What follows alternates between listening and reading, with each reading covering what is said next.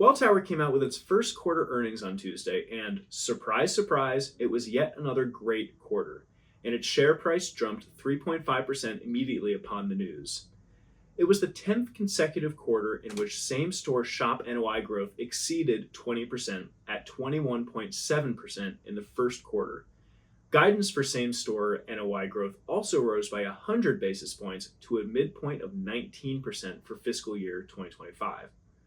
On Tuesday's call, Welltower did mention that shop margins remain below pre-pandemic levels, but they may not be for long. Also, that issue currently plagues thousands of communities in this country and was prevalent in the years before COVID too. Perhaps that is why most of what we hear from owners, operators, and Nick Mapp is on the census recovery since the pandemic, which is usually rosier than the more important metrics of margin and cash flow.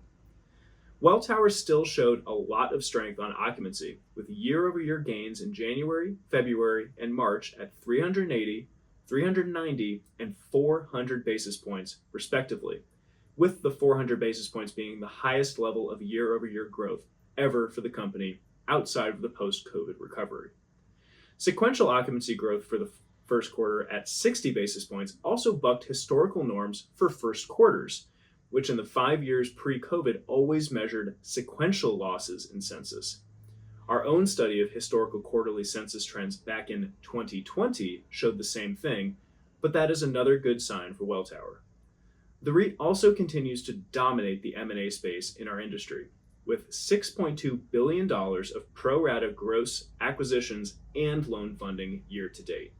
Yes, just in 2025 alone, and there's nearly $9 billion in near-term liquidity that opens the door to more deals.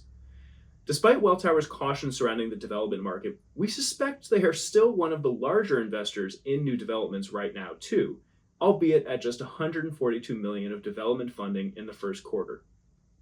Right now, there are just too many more lucrative opportunities in the M&A space, including some larger portfolios that could be acquired below replacement cost.